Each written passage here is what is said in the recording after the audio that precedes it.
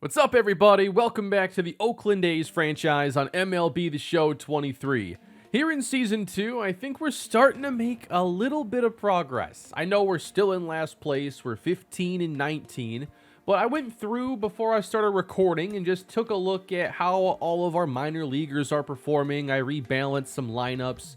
I feel like a lot of guys are showing good signs here this season, including down at AA. We have pitchers that I drafted last year in Cam Cope and Elliott Hughes, and both have performed very well to this point.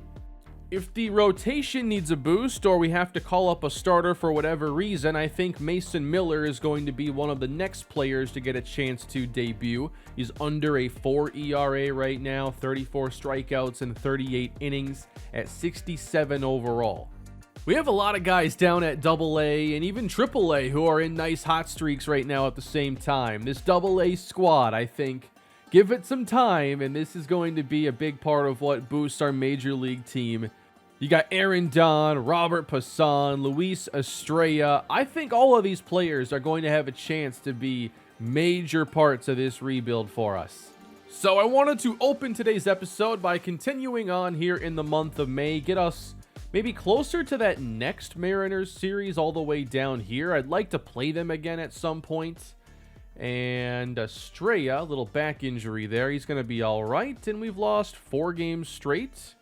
There's an injury for Max Muncy down at AA, so he's going to go on the 10-day. And here's where we're at when it comes to scouting. I'm starting to finish off some of these profiles, and Andres Nunez has a complete scouting profile now. He comes in 8th on our big board. Left-handed starting pitcher from Puerto Rico. Should have very good stamina, high walk per 9, high strikeout per 9 upside. The home runs, that could be a little bit of a problem for him. But a lot of good strengths here. $7.3 million bonus is what he's looking for. And we're starting to dive into these relievers as well. Andy Kaminsky gave us a little bit on 47 of them. So I'm probably not going to target relievers that are inside the top 30 as much. I want to maybe spend one of those middle picks on a reliever, but it's not going to happen with our number 1 selection. The value is just not going to be there. But how about 60 on the big board, 25 on ours? Here is Elvis Baez from the Dominican Republic. Potentially well above average in a ton of categories. I mean, this is the kind of talent we need to boost our bullpen. So he's going to become somebody we want a lot more info on. And actually, I'll probably now have our best pitching scout, Leo Akeda, just focus on those relievers now in the international region. But he is one to keep an eye on, and I think I will use our lower quality scout to get a little bit extra on him. We're almost done as well for Mauricio Santana, 90%. I can use Andy Kaminsky to probably wrap this one up unless I scout international first base prospects one more time.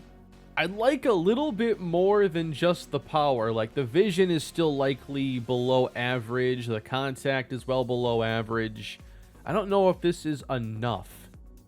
All right, here is a really interesting player. We only have 5%, but here is David Matsumoto.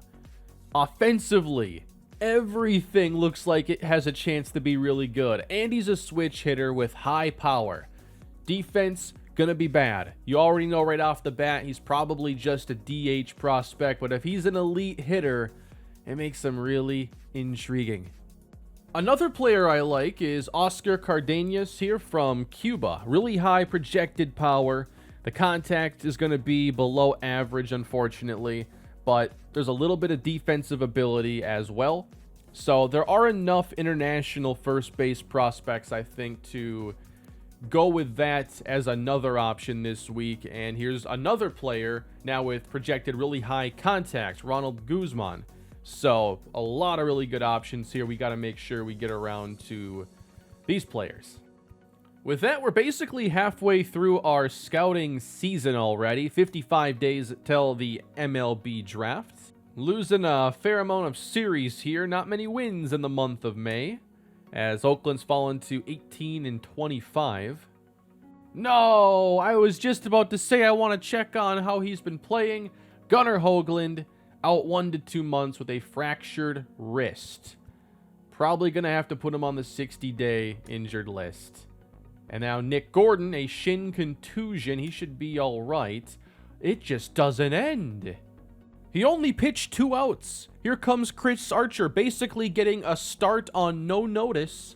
He does a great job, and the bullpen cleans up the rest of the way. Like, these are the kinds of games I just don't see us doing well in year 1. You got Gordon and Bellinger going yard in this game as well. Gordon is still hitting over 300. And I talked about this very situation at the very beginning of the video. We're going to have to put Mason Miller at the big league level, and it's time for him to get ready for his MLB debut. One player I saw playing really well is Luis Medina, who's definitely a potential future starter for us. B potential, 66 overall, 24 years old. I forget why I sent him down. There were some stats, I think, in the first couple weeks that just weren't looking very good. But he's been pitching out of the bullpen at AA at an extremely high level. 52 strikeouts in 45 innings, so he is going back up to AAA again. And he'll take Mason Miller's spot in that rotation. We've gotten more information on Baez, but he is falling down our draft board down to 119. So still somebody I'd be interested in, but now a couple rounds lower. But let's start looking more into these first basemen. Now we have Santana's profile done. He is ranked 34. We have Matsumoto at 22. Still seeing very good contact, but just not as much power from the left-handed side of the plate. Unfortunately, not many others are going to be projected to go in like that 70 to 100 range, which is where I'd like to find a lot more talent. All right, let's see how we're doing now with these relief pitchers. Definitely need to find some higher potential players to fill that part of the roster. It can't just be free agent veterans. All right, here's somebody. We got Diego Dominguez. I'm looking for more in that round 2 to 3 range. And we're seeing some ranges here with potential really high scores for a lot of spots. These ranges are just so tight, and I tend to focus too much on the number on the right side. Hopefully, we can uncover some players who have some nice strengths. Really want to take a good reliever this year. I feel like at a spot like pitcher where there are just so many prospects at any given spot, you know, just pick a location and scout that like 4 times in a row, and you should finish off a lot of profiles that way, I'd imagine. So more relief pitching for the international region. Oh no, a torn rotator cuff for Zach Jackson. What's going on with the health of our roster right now? He was just turning things around this year. Well, maybe he wasn't having this great season, but he could. But he can't if he's not out there. So, really disappointing here that Jackson's coming off a really bad 2023, and now he's basically done for the season. I don't have like a reliever prospect right now to call up, so I think we're just going to have to bring up Abraham Aparicio and have him fill a role. And now I'm signing like 56 overall free agents to take up roster spots. Please, no more injuries. All right, we've made it to the 22nd of May. We're 20 and 28. It's time for Mason Miller's MLB debut. This is a little ahead of schedule for Miller. He wasn't like a top 10 prospect for us yet. Here's our current injured list, by the way. We got Jordan Diaz hurt down in the minor leagues. We have Luke Weaver, still a couple weeks on the IL. Brian Anderson's going to be on there for another month. Gunnar Hoagland, fractured wrist, 55 days. Zach Jackson. This is the kind of thing that's going to make the rebuild really interesting. You always have injuries in situations where guys have to play, and you have to alter your entire plan. But if they do well, then you end up in a pretty good spot. 25 years old, Mason Miller, ready to make his major league debut against the Los Angeles Angels. We got David Fletcher on the mound, or David Fletcher, first batter he will face, and his big league career is now underway. The A's 20 and 25, you know, that's not as bad as it would have been around this same time last year. This is line foul.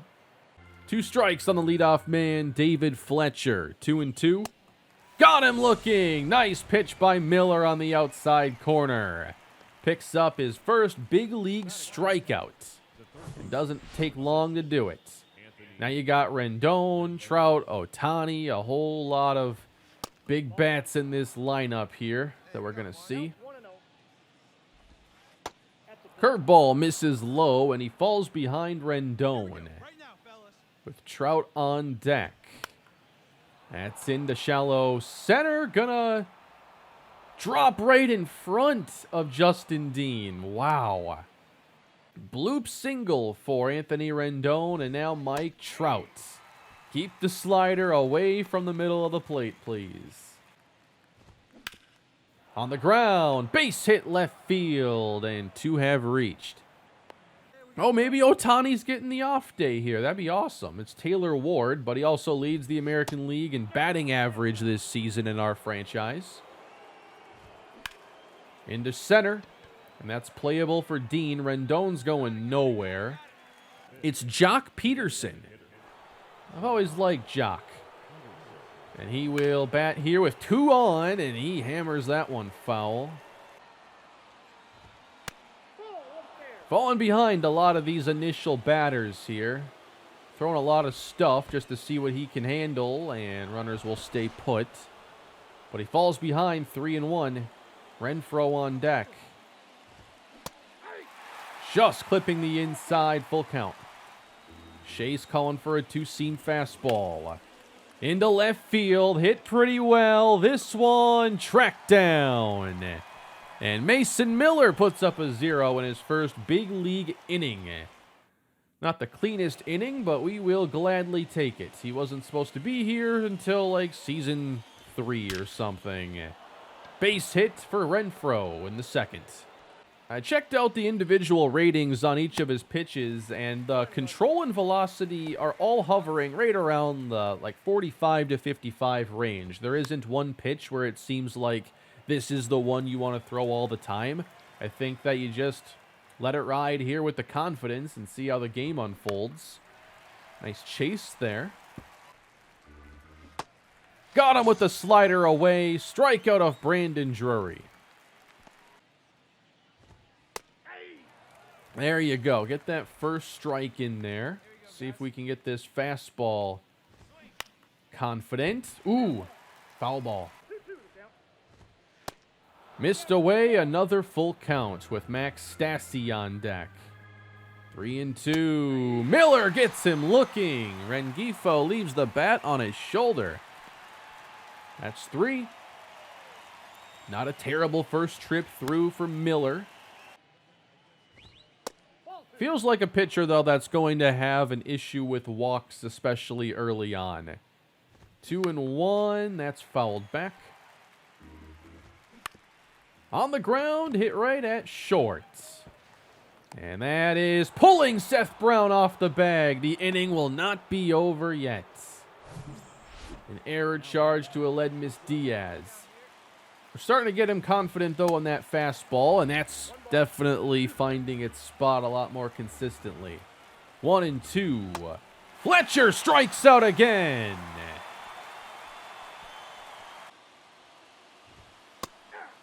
And 2 quick strikes here in the third facing Rendon. We'll try out the changeup. Perfectly placed. Strike 3 looking. Definitely more strikeouts than I expected here in the early goings with Miller. This is pretty awesome. But now Trout, we will be a little more careful. Ooh, I wanted that one more outside, but we'll take it. 2-2 to Trout. He's gone on strikes. Miller picks up number 5. Sometimes you just have to get your pitcher settled into the bowl game. We didn't have many confident pitches early on, and now we got the fastball slider combination working well. Getting ahead in the count and finishing it off with another strikeout. Now, this is the kind of thing that just makes franchise mode in sports games the #1 thing for me to play. The endless amount of domino effects and storylines you can have. It's so easy for me to get invested into a team and players and stories unfolding. Mason Miller, was a bit of an afterthought for a little while. I talked about him briefly today just because I went through some numbers and he stood out a bit. But now he's making his debut, and who expected this?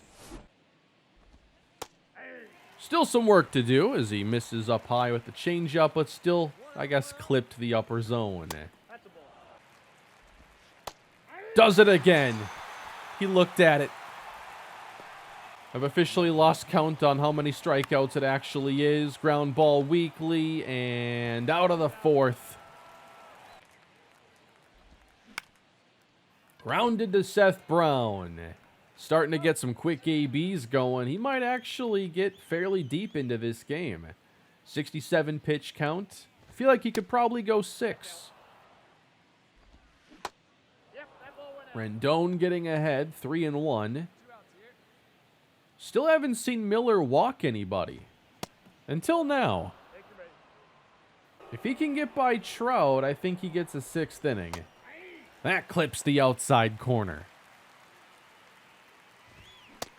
And Trout's behind it on the high strike.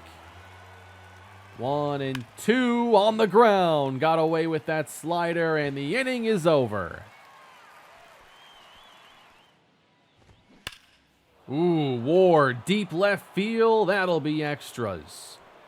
Does have the highest American League batting average, so having him go over wasn't likely anyway. But that leads off the inning, so is Miller able to prevent the run? Offense hasn't given him any support today. Line drive left field, and a run will score. Another double here to open the 6th. Hunter Renfroe already 2 for 2. Really enjoying his games against the A's this year. 6 for 13. Uh-oh. Down the line. It's foul, right? Yes. On the ground. Runner will stay put. There's one. And that is going to hold the runner again. 2 quick outs. Runner's gonna go. Shea's got a cannon. Out at third, and Miller's gone 6. Really good outing for Mason Miller, all things considered. The first couple ABs had me a little bit worried, but I think that's one to be very happy with. The A's lose this game. The bullpen got absolutely shredded once Mason Miller left. Final score is 8-4. Unfortunately, that is a loss for Mason Miller, but he goes 6 innings, allowing 6 hits with 8 strikeouts, the 1 walk, and a lone run. Did Seth Brown hit for the cycle? Yeah, that just quietly happened in this game. He had 1 double, 1 triple, 1 homer. Hit for the cycle and lose by 4. Back we go to the scouting. Here is Michael Rode. We are getting a more complete profile on him. 70%. He comes in 105 on our board. Looks like nothing is standing out really on offense. It's just the speed now that looks potentially above average. So I don't think this one is working out as well. But back we go to the relievers now. Diego Dominguez, 70%. This is nearly complete. Still looks like a really solid prospect. Here is Alexis Ybarra from Venezuela. 6'4" pitcher, 22 years old. The hits per 9 looks really good, and because he's 22, these ranges now are very tight. You know what kind of a player he's going to be. A lot of break on his pitches, doesn't allow too many home runs. Another reliever we should have a lot of interest in taking. We have a 3-game winning streak suddenly here in the end of May. And we have made it to this series I highlighted earlier against the Mariners. Wow, Fujinami really struggling right now in a cold streak with an ERA above 6. Ken Waldichuk's in a cold streak, but his numbers have been mostly good this year. He is seeing some ratings going up, thankfully. JT Ginn, that's right. He's the one who replaced Luke Weaver, and he's been pitching. That's probably got to be close to a 0 WAR, just okay performance, nothing special. Yeah, 0.0 WAR. And then you got Mason Miller We got to make a start with him, and then his second start also went well, and he picked up the win this time. 2 quality starts, already good for .5 WAR. It was a 4-0 win against the Red Sox. He outdueled Chris Sale in that game and went 7 innings, allowing 7 hits and 4 walks. Struck out 5 this time around. Cold streaks here at the top of the roster. Teoscar, I don't think has homered in this episode. I did a lot of simulating. He was like top 10 in home runs in the American League just a little bit ago. Seth Brown's at 11. His numbers are coming down a bit. Aledmus Diaz not hitting lefties very well this year. That's down 6 points. Yeah, he's hitting 143 against lefties. Cody's also not hitting lefties very well. His ratings have already been weak in that department, and it's getting worse from there. Lawrence Butler hitting 200, Justin Dean 210, just a 179 average for him at the moment. Still seeing development though. And down at AA, Aaron Don has been our worst hitter against lefties, which is not good. I wanted him to be a little more complete, and it's part of why, I'm not accelerating his rise to the big leagues. Like power, I think needs work. I want to see contact versus lefties get better. But unfortunately, it's been getting worse. He's 8 for 46 against them. Soderstrom's mashing right now, 340 off of lefties. And huge increase here to his contact versus lefties thanks to that. 2 to his plate vision, up to a 72 overall. And another player I think is close. We got Josh Baez. Now his contact versus lefties has hit 60. And he's got a chance to have all those hitting ratings clustered in a really nice spot, similar to like a Brian Anderson. And I think that we're pretty close to getting Baez up at the bigs. Last episode, I brought up Logan Davidson. He's been on the bench hitting 186. Unfortunately, he's not been able to carve out a good starting role yet, and contact is on its way down right now. I think I'm going to bring up Tyler Wade then and send down Davidson just to get him back into an everyday role, hopefully hitting better. Another player that is getting close and maybe gets a chance soon. We got Daryl Ernaiz. I'll double check the pronunciation on there, but defense looks good, speed looks good. 70 overall with C potential, contacts in the 50s, and he's been doing a really good job down at AAA this year. We'll do another round of scouting quick, and here we have Miguel Cabrera. He is the switch hitting outfielder, and the info we got on him so far is really promising. I want to see if that contact can truly be well above average. He comes in 12th on our board right now. Speed, fielding, contact, lacks a little bit in power and arm strength. I've been scouting the left fielders here in the international region. Let's see what else we may have found. Luis Crespo, 58 on our board right now with 25%. Another player that projects to possibly have good contact and vision, speed, and fielding. Joaquin Cordero, a little bit more in those other departments, but still probably not great with the power. Now we should have a lot of relievers scouting reports done. 100% here on Esteban Silva. I just don't anticipate us getting any of these relievers that are in the top 20 to 30. Diego Dominguez comes in 66 on the board and 21 years old, so these ranges are tighter. He's definitely going to be a target. Time for us to take on the Seattle Mariners. We come in 23 and 35, and their record is pretty much the reverse of that. For some reason, they took a major step back in year one, but this season they're back in that playoff hunt playing good baseball. We are going to have Mason Miller pitch in this game as well. He's had 2 really good starts. We'll see if we can make it 3 as we try to avoid the series sweep against the Mariners.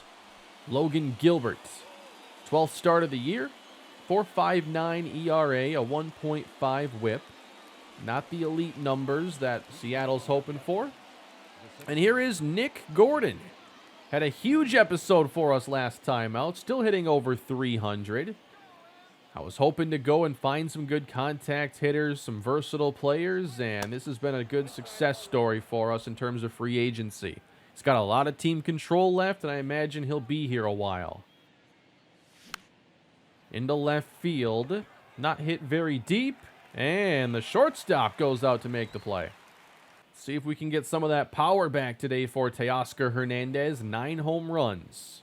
33 RBIs. Ooh, nasty slider. And jammed over to first base.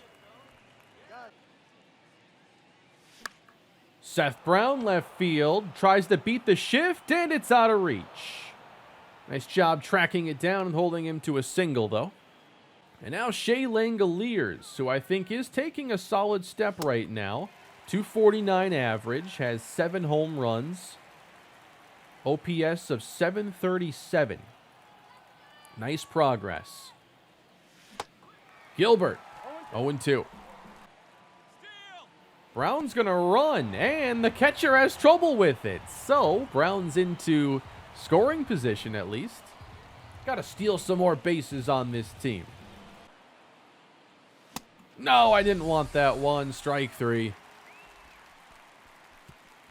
But now Mason Miller coming off a 7-inning shutout win against the Red Sox. What does he have in store? A hot streak for a young player can transform their entire career.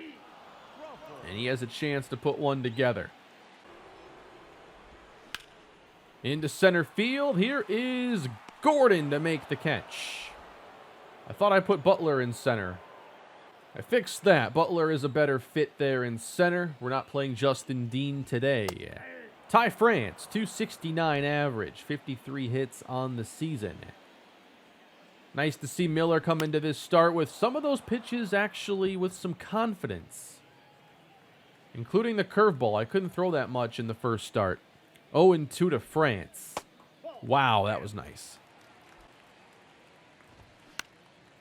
Right down the middle, and now Butler's turn in center field. Number 2. And here is Julio Rodriguez. A 244 average this year, a little bit low, but 10 homers, 31 RBIs. We'll be seeing a lot of him, I imagine, in this series. Don't do that. He's behind it. Mason Miller looking for the punch out. 1-2. Pretty good curveball again. I think that's going to be useful for us. We'll try fastball. Two-seamer catches the inside corner. Strike 3. We're getting to that point where we might have to consider a trade of Aledmys Diaz. Final year of his contract, and maybe we can go get a decent prospect for him. Don't think... Wow, that was nice to hit. Don't think it would be anything spectacular. Maybe, a 70 overall C potential prospect, possibly. All right, got to catch up to his fastball here.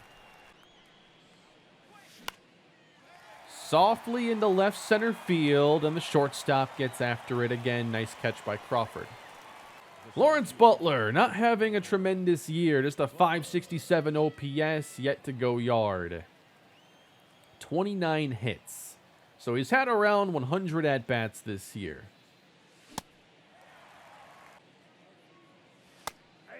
There's a strike on the outside. We're having way too many 0-2 counts. My swings have been pretty bad. Right center field with carry and caught.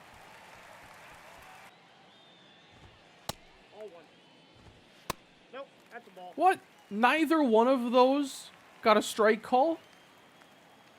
All right. 2-0, I guess. And 3. One of the more annoying 4-pitch walks we've had. 2 quick strikes, though, on Eugenio Suarez. Uh-oh. Shea blocked it, and they won't test his cannon. Suarez is fouling off literally everything. Here is pitch 9. Up there for strike 3, looking. And now if I could get that ground ball double play, that'd be fantastic. Ooh, good slider. Randall Grichuk looking for hit number 1,000. Let's hope he's waiting another day. Can't get it like that. Langoliers underneath it for out number 2. And hit to left. Gordon comes in. We're through 2. The fans want to see some offense. Who can deliver it? Nick Madrigal. That's just the 5th ball thrown by Logan Gilbert so far. 3-0 to Madrigal. Ooh, got the green light, and it just goes to Crawford every time. Working a 2-2 count here with Jace Peterson. Missed outside. 3-2 from Gilbert. And he missed. Ball 4. Gordon lines one to left center field, and Peterson runs well. Gordon on his way to second will wave home Peterson, and it's 1-0 Athletics.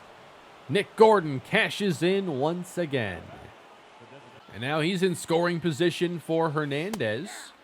We'll see if he can come through with an RBI. Lined into right field, and we will wave home Gordon. And he scores. 2-0 Oakland. And why should the fun end there? We have Seth Brown with 1 on. And, okay, the fun will end eventually. And there's a little bit of run support for Miller. Taylor Trammell at the plate. So they've called him back up. 0-1 quickly, and fly ball left field for Gordon. And they got Adam Duvall here. Also picked up Jonathan Scope. So they've definitely been busy making a few changes to their order. Duvall looks at a strike. Ooh, good fastball up and in. Getting ahead of Duvall. 2 strikes. Got him way out in front. And he clips the inside corner. I'm liking his fastball. Really good command of it. Uh-oh. That's going to go foul, right? It's hooking. It is foul. By 6 feet. And he chased the low slider, and Madrigal takes care of it.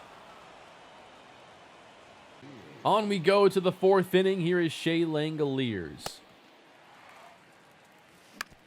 Wow, got the breaking ball, and he keeps Crawford busy. Cody got one and can't do anything with it. I just saw down below on the ticker, they're showing the MVP favorites and everything. And one in the top 5 is Reds' top prospect right now in real life, Ellie De La Cruz. We might have to see how he's playing, because if he's already in the MVP conversation, he must be doing something spectacular. Yeah, we'll do a good league-leading roundup at the end of this episode. I haven't done one of those in a while, and I know many of us like that for the immersion and just to see how the league's unfolding.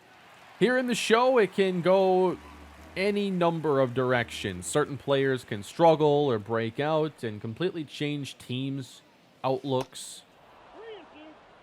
Full count on Diaz. Ah, I looked at it.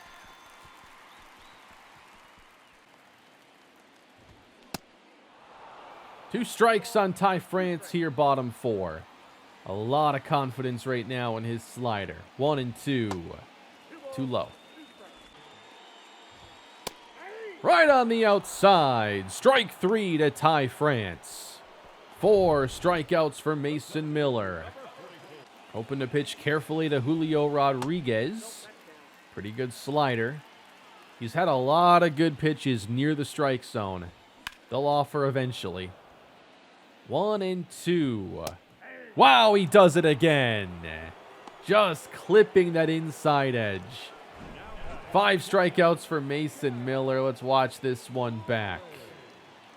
That fastball is just money right now. One thing I've noticed, though, with the pitchers in this organization, as Cal Raleigh delivers a drive to right center. And that is the very first hit for the Mariners. But it feels like in this organization, there just aren't a lot of starters that have high stamina. So I might have to focus on training that a bit more. And go ahead, tag him. So I tend to do like the simulated game or whatever to increase K per 9, walk per 9, hit per 9. But I think at a point you have to start building up more stamina. I like, you know, the option to pitch some of these guys deeper into games, especially the better starting pitcher prospects. But now we got Lawrence Butler here in the 5th. We're going by pretty quick in this one, just 4 combined hits. Butler draws a 5-pitch walk. Bottom of the order got things going last time. Butler on first. As soon as I hit L1, like, you get the pitch over. But it doesn't seem like they pitch out very often. Butler's going to take off here. Here's Peterson. Fouled off. Probably hold off this time, see if they pitch out. The 0-1. Jammed into left. Yeah, he's a little more aggressive than a lot of pitchers. He uses his fastball primarily, and he just attacks the strike zone. And I think I'm sitting here, like, waiting for him to go off speed a bit more. And it's been mostly fastballs. Even with 2 strikes, he's throwing his fastball 75% of the time. There he goes. Gordon drives one out to right center field. And the catch is made.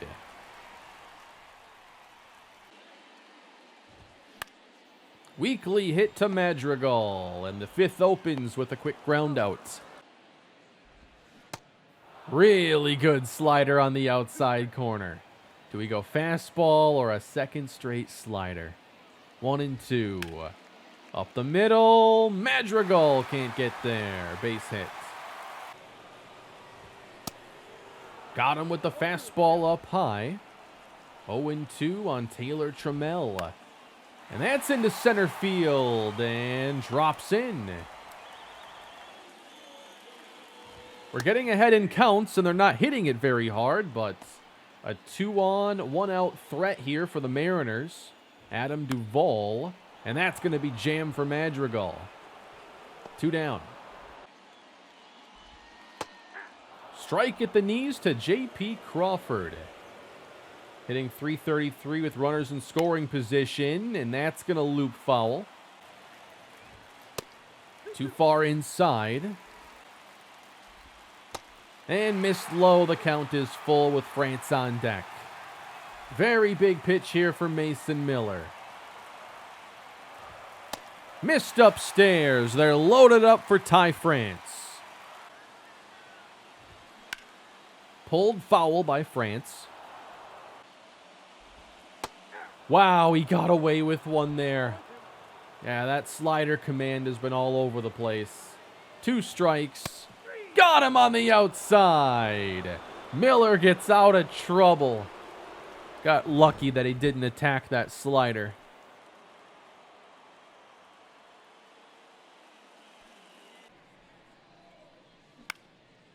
Almost pulled that one down the line with Hernandez. We know he likes his 2-strike fastballs here. And he should have gotten strike 3, but this umpire has not been giving the high strike to either side. This has been called the ball pretty much all day. 2-2. Tapped it to third base. And Hernandez retired. It'd be pretty cool in this game if they had like umpire scorecards at the end.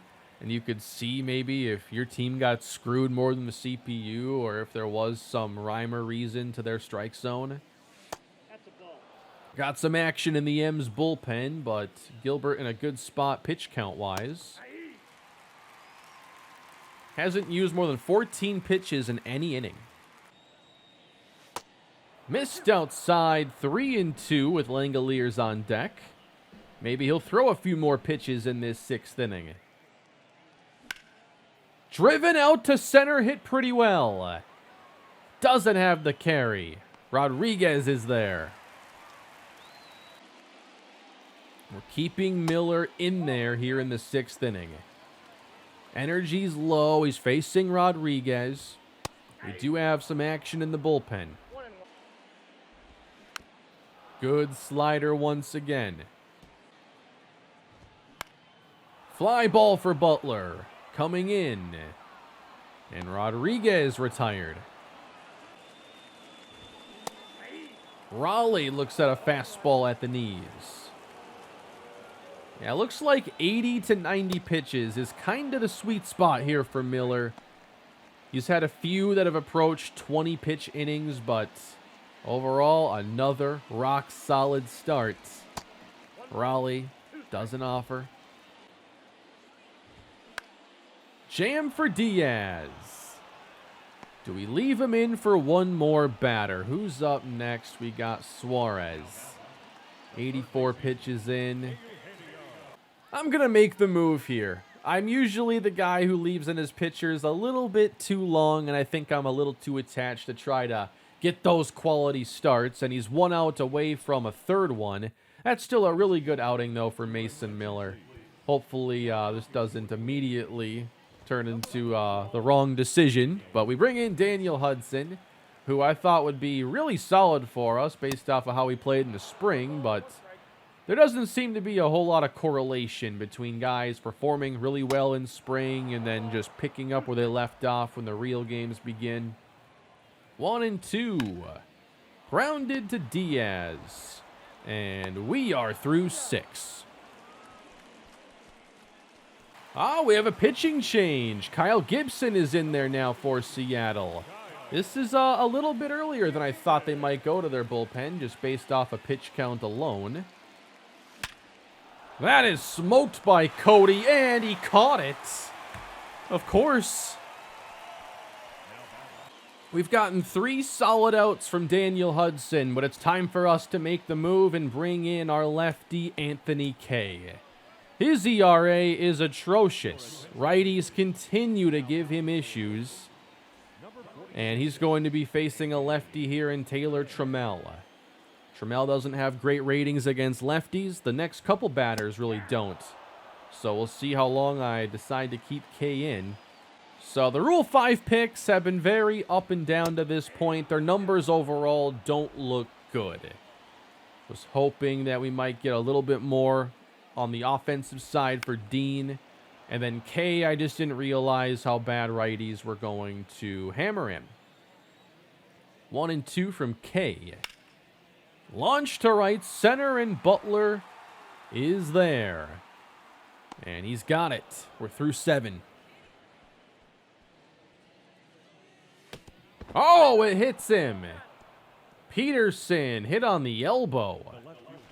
Thankfully, he's not hurt. We've had enough injuries in the last couple episodes. So a base runner here in the 8th as we look for a little more offense. Nick Gordon, 1 for 3. Only 3 hits for each team in this game. Ooh, little bit late on it. This is exactly what the league wants in terms of pace of play, right? Gordon to right, it's hooking foul.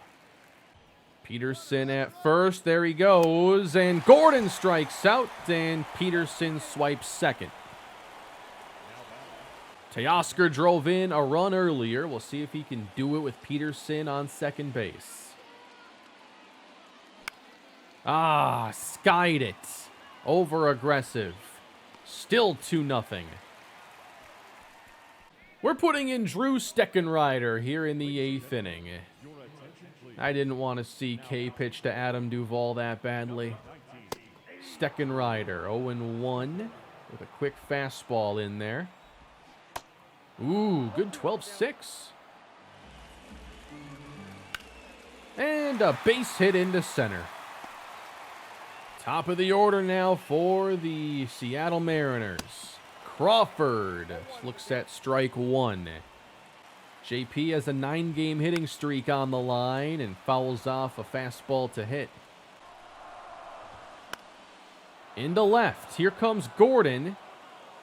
And he makes the play. Now you got some big power in Ty France. Had a chance earlier with the bases loaded and couldn't make the most of it. Foul tip off of Shea. 2 strikes. Into center, now Butler's turn. He and Gordon catching their fair share of fly balls today. And it's Julio Rodriguez. Probably don't got to be super aggressive here. Don't want to give him anything he can drive. And that could have been something to drive. 0-2. Didn't offer at the curve. With a 2-2 count, we'll try changeup. Missed inside, the count is full. Raleigh on deck. Just off the outside corner, and Rodriguez is aboard. Cal Raleigh. Do we want Lamet to maybe pitch here for the last out? Let's make the change to Nelson Lamet. 3.29 ERA, 10 holds in 15 games. We're looking for a hold here. 2 on, 2 down as he misses with the slider. On the ground, Diaz has to throw to first. Got him. On to the 9th we go. Looks like they'll keep Kyle Gibson in there, and he's been really good taking over for Logan Gilbert in this game. Seth Brown leads the way in the 9th. Ball 1. Missed away, and he has missed with the first 3. All right, made him throw a strike there. Usually 3-0, I like to swing, but haven't been hitting the ball great today, so I stayed patient. 3-1. Now 3-2. Seth Brown cracked to right field, base hit. Just our 4th hit of the ball game. Brings up Langoliers. Into right field, and that's going to reach the wall. Seth Brown on his way to third. He'll hit the brakes there. And we have 2nd and 3rd with nobody out in the 9th. A chance for Cody to do some damage. 0 for 3 in this one. Shouldn't have swung. I've had pretty good discipline in this inning. Bellinger to right field. A 9th inning belly bomb to put the A's in front 5-0. I was just thinking, I haven't homered with this guy yet. Can't say that anymore, and it will no longer be a save situation in the bottom half of the frame. He just threw that one right down the middle. What do you say then, with a 5-run at least lead, we look to get Abraham Aparicio in the game? Here he is, making his 3rd appearance of the season, Abraham Aparicio. Sometimes you just have to find someone to fill in a spot. He is 62 overall, D potential, 28 years old. But right now, he's one of our best options for filling out this bullpen. On the ground, Diaz from the grass makes the throw. And the bullpen's weird. Like, you don't need really good potential or anything in the bullpen. It's all small sample size, even during a full season. Like, anything can happen. Random guys can get hot. Normally good relievers can struggle. You can just pretty much put anybody out there and not know what you're getting into.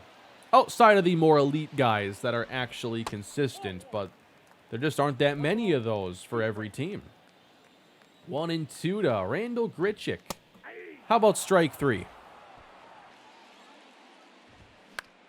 And weakly hit by Jonathan Scope.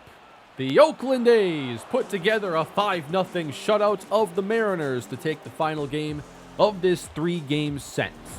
Really good game. We pitched fantastic. Only had a couple jams to worry about. Got our runs in the 3rd inning, and obviously our lead held from there. 5 2/3 innings for Mason Miller, giving up 3 hits, 2 walks while striking out 6. And still only has allowed 1 run in 3 starts. So we find ourselves here in the month of June, approaching the MLB draft. I imagine next episode is our last episode pre-draft, and then we'll see how much time we want to spend in the second half of the year. In Season 1, it wasn't very much. I talked about Elly De La Cruz earlier in the video, saying he was in the MVP race, and he's not a rookie any longer, but he's a very young player, 22 years old, very good contact, power isn't bad either, and he's already working his way towards being an 80 overall. In his rookie season, he only hit .227 with 9 home runs. So despite not playing great as a rookie, but really turning things on now, he's on the fast track to being a superstar in our franchise. 371 is nasty. They have Rafael Devers leading the American League MVP race right now with Pete Alonso in the National League. For Cy Young, it's Shane Bieber, and then Shohei Ohtani now with the Chicago Cubs. Yordan Alvarez, Bo Bichette, and Eloy Jimenez are all hitting .340 at this stage. Bubba Thompson, .330 for the Rangers. Is he hitting lefties? Like 42 versus lefties, 83 against righties. That's pretty impressive. In the National League, Elly De La Cruz is your batting title leader, followed by Trace Thompson. All right. For home runs right now, it's Nathaniel Lowe of the Rangers. Their offense must be really hot this year.